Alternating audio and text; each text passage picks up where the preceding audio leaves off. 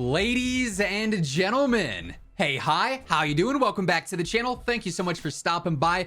Today, as a part of Season 1 Reloaded, we got our final new ranged weapon for Season 1 in the form of the Chimera, aka the Honey Badger from Ghosts. And this thing is basically exactly like the Honey Badger back from Ghosts in terms of its look, its feel, everything about it. It is a very, very fun and a very dominant weapon. So today we are breaking down the best class setup for it for Modern Warfare 2 multiplayer, also the best loadout for it for Warzone 2, and talking about the unlock challenge and whatnot as well first. So initially here, let's talk MW2 and just the general basics of the Chimera, right? So in general, the overarching challenge for the Chimera rifle to unlock it is way better than the M13. For this one, you actually have the choice to unlock it in multiplayer, Warzone, or DMZ. Now in multiplayer and Warzone, the challenge is to get 2 rifle kills in 15 different matches, and in multiplayer we've got shipment 24/7, and you only need 2 kills in 1 match, and then you can back out and it'll still count your progress. So I quite literally unlocked the Chimera in 20 minutes. I probably spent more time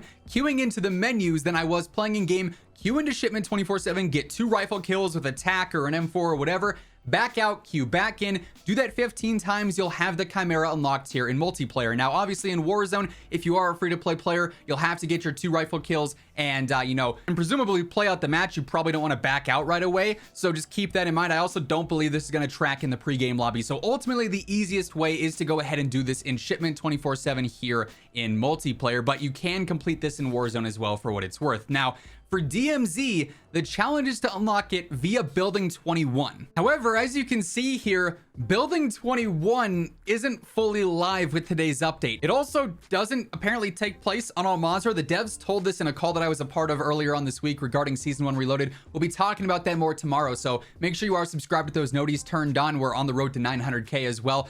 We got some big intel coming on future updates and what my conversation with the devs was like. Also, plenty of other updates, news, loadouts, tips, and all that stuff to come here in the future days, following this update. Also, if you guys enjoyed this video, let me know by dropping a like on it. But yeah, it's not live in DMZ right now because we have to figure out the steps to actually get to Building 21. So we're not sure when it's going to be live in game, how we're going to get there yet. But once we do, it'll be just like the M13 where you have to go to Building 21, find the Chimera, pick it up and extract with it in order to unlock it via DMZ. I'm just trying to tab into my game and it's freaking out. Oh, it crashed. That's why. And now there's an update. Sure, okay. Now that my game's done freaking out, yeah, long story short, the easiest way to unlock the Chimera is gonna be via multiplayer, just because that challenge is so simple. There is also, though, a store bundle for it as well. It's the Dark Skies bundle here, and obviously it comes with the Chimera for 1200 COD points. In order to fully customize it, though, you still need to actually go through and level it up and unlock it naturally as well. But let's talk the loadout here for the Chimera. For multiplayer, obviously first, and then we'll switch over to Warzone as well. They do differ between the modes a bit. This thing is a very aggressive rifle. Now keep in mind, by default, it comes with a built-in suppressor. So if you don't change your barrel, you have that integrated suppressor already. Now, of course, red dots don't show up on the minimap anyways, so that's not a huge deal, but it is something to, take note of. And honestly, for that reason, as we get into the setup here, that's why I don't even run a barrel on this for multiplayer. The damage range is already fine for what I was playing of 6v6 there. It works just fine. It actually kills very quickly. And frankly, these barrels are going to take away that suppressor, so you'd have to use a muzzle if you wanted something else there.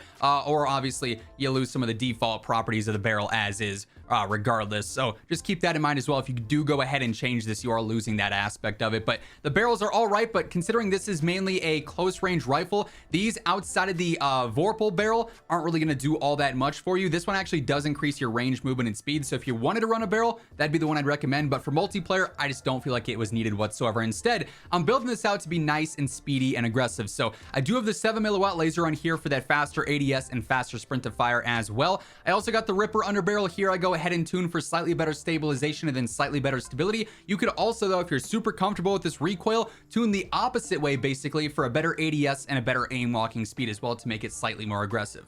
Then I go for the Ravage 8 stock. This will help out with the sprint speed, the ADS speed, hurts your control a little bit, but honestly, this gun's just super easy to use. Now, here I tune it for almost max stability and then slightly better ADS speed as well. Then lastly here, I've only got 4 attachments on here. I'll talk about that in just a moment, but I go for the Bruin Flash Grip. Just going to help out with that sprint to fire and ADS as well, make it even more aggressive. And I do tune this one for slightly better steadiness, so the recoil con there is not as harsh. Then I tune it for a slightly faster sprint to fire. Now, the reason I'm only using 4 attachments here, again, is because I don't feel like a barrel is necessary for multiplayer. I like the iron sights, so I don't use an optic. That said, if you're not a fan of the irons, use whatever optic you're comfortable with. The SZ Mini, the Chrono Mini Red Dot, Chrono Mini Pro, any option that you are comfortable with, go ahead and throw that on there. Nice and easy. For the magazines, 45 is going to slow you down a little bit too much for multiplayer, in my opinion, for that fast action 6v6 gameplay, so I'm not a huge fan of that. 20 I don't feel like is enough in some cases. And then none of the ammo here is really all that useful. There's no like high velocity or anything there. It's all going to hurt you in some way, shape, or form, so not a huge fan of any of these in particular. So you just don't need all 5 attachments on this one for multiplayer, unless of course you're going for an optic. But if we go into the firing range, you guys will see this thing is very straightforward, very easy to use. Nice and easy, nice and agile as well. Good ADS speed, like all around, definitely solid. Now, of course, it's a close range rifle, so like these first 2 dummies are probably where you're gonna be using it the most. Long range, you can clearly see there's a lot more bounce, and it's not going to be as accurate at those long distances, because obviously that's not just where this weapon is intended to be used, but close range thing is very, very good. Now, if we go ahead and we switch on into Warzone, things are a bit different here. Now, mainly, again, this is used as a close range rifle, right? So you want to play to its strengths there. What is going on? You want to play to its strengths there. And in this case, I feel like that is sniper support and rifle SMG hybrid. Basically, how you would play with the Kastov 74U is how you want to play with this gun. So this setup is basically trying to optimize its close and mid-range capabilities a little bit more. So setup is somewhat similar in some ways. I am still using the 7mm laser for that faster ADS and sprint to fire. In this case, though, I do go for the Vorpal barrel to give me that slightly better range, because it is Warzone and a lot more fights are taking place at some longer ranges than in multiplayer, but it still is going to help out with that movement speed and that ADS speed, which I find to be nice and consistent. And I actually go ahead and I tune this basically for max steadiness. You don't really lose too much there. And then max range as well, you can also get away with going all the way up on both of those without losing much at all. Now, because it does take away the suppressor, I do still want to stay hidden off the compass with those red dots there. I use the Polar Fire S. This is not going to hurt you too much in terms of your overall mobility and whatnot. It hurts your ADS a little bit, but we can tune to gain all of that back via, like, the max tune here is going to be the go-to. And then I also tune for slightly better bullet velocity as well, because we do lose that a bit when we use that initial barrel on there. So that'll gain back some of that and balance it out while still making it nice and aggressive. I go for the shark fin underbarrel here, that free aiming stability with no cons, and you can get a slightly better strafe speed with that aim walking speed and a slightly better ADS speed as well in there for free without really hurting anything whatsoever. And then lastly, I do go for the 45 round mag, just because it is Warzone, you know, 1-on-2, 1-on-3, 2-on-4, whatever your disadvantage fight may be. You always want to make sure you have that good ammo supply, and 45 there will work just fine. Again, it's going to slow you down a little bit, but for Warzone gameplay, it's not going to be too crucial there. I like the iron sights, and they work for close and mid-range, so for sniper support, this is now going to be a really, really solid option. Again, we jump into the firing range here, you'll see basically no recoil, super consistent over that mid-range. Long range again, hopefully this dummy doesn't get in my way.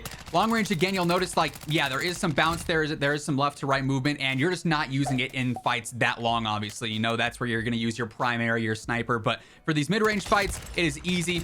It kills quickly. It's nice and consistent. Overall, the Honey Badger, very solid both in multiplayer and Warzone. And frankly, it's also very easy to unlock. Even if you are a free-to-play player, a little bit more time-consuming here in Warzone, but still way easier and less RNG-based than the M13, obviously. And once we do have the DMZ challenge, that'll be available as well for anyone not looking to spend full-on Warzone games trying to unlock this. But overall, very solid gun in my opinion. That said, that is going to wrap things up for this one, though. If you guys enjoyed the video, let me know by dropping a like on it. And if you're new here, feel free to hit that subscribe button, turn on those post notifications. That way you can always guarantee you're up to date with all things going on in COD.